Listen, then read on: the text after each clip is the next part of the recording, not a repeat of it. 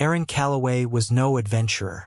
As a cartographer's apprentice in the bustling city of Rivemere, her days were spent hunched over parchment, sketching trade routes and updating borders. But her quiet life changed forever when an old sailor stumbled into her shop, clutching a water-damaged scroll. "I found this in the ruins of a shipwreck," he rasped, dropping it onto her desk. "Thought you'd know what to do with it." The scroll was unlike anything Aaron had ever seen. It depicted a land she didn't recognize, marked with cryptic symbols and bordered by phrases in a language long forgotten. In the center of the map, a name stood out: Eldralis. Legend spoke of Eldralis, a kingdom of untold riches and power, erased from history after a devastating calamity. Some called it a myth. Others whispered it was cursed. But as Aaron traced her fingers along the ancient lines, she felt a pull, a call she couldn't ignore. Unable to resist, Aaron decided to investigate the map. She copied it meticulously into her notebook and began researching the symbols. Libraries offered little help. Even the oldest tomes had no record of Eldralis. Her mentor warned her to leave it alone, calling the map dangerous, but Aaron's curiosity burned too brightly.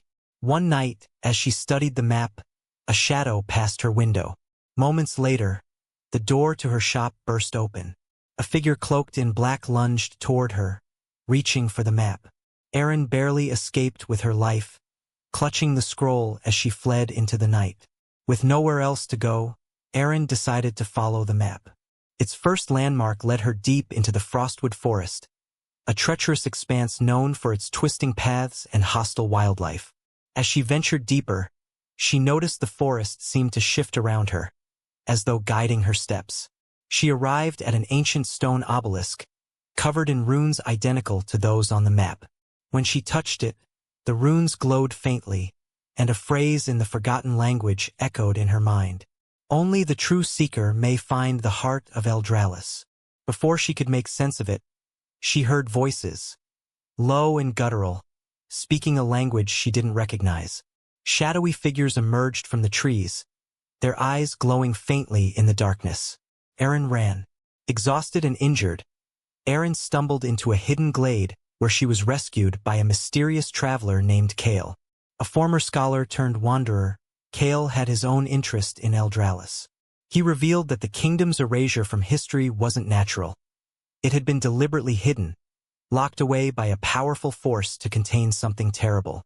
"They say Eldralis was cursed," Kale explained, tending to her wounds. "Its rulers sought knowledge forbidden even to the gods, and they paid the price." Though wary of Kale's motivations, Aaron realized she couldn't navigate the journey alone. Reluctantly, she agreed to let him join her. The map's next landmark led them to the Whispering Canyon, a labyrinth of cliffs and echoing winds. Here, the map became more than just a guide. The symbols shifted and glowed, revealing hidden paths. But the shadowy figures, now identified as the Order of the Veil, were relentless in their pursuit. Kale explained that the Order was sworn to keep Eldralis hidden, believing its rediscovery would bring ruin to the world. Aaron and Kale barely escaped an ambush in the canyon, using a hidden passage revealed by the map. Inside, they found an ancient inscription warning of Eldralis's fall. "Beware the heart of the kingdom, for it beats with darkness." The final landmark led them to a desolate plain, where the ruins of Eldralis rose from the earth like jagged bones. The city was eerily preserved, its spires untouched by time. But as they ventured deeper, the air grew heavy, and the shadows seemed to pulse with life.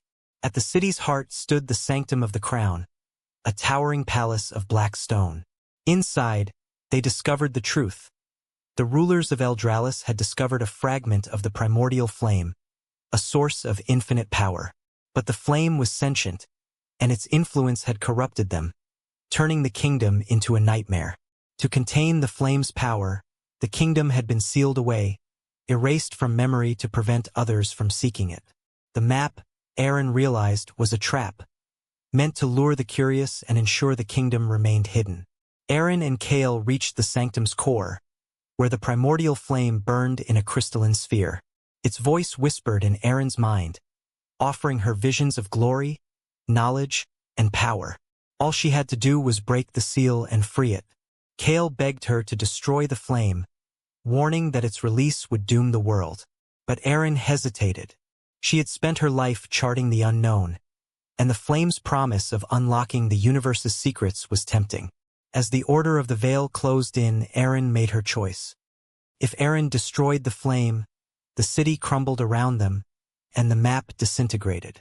The Order spared her life, allowing her to leave with the knowledge of what she had prevented.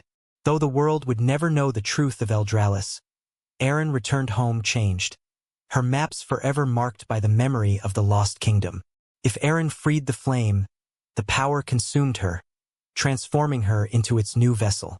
Eldralis rose from its ashes, but its return heralded chaos as the flame's corruption spread across the land. Kale, heartbroken, became the leader of a new resistance, vowing to undo her mistake. Either way, the legend of Eldralis lived on, its mysteries forever haunting the world.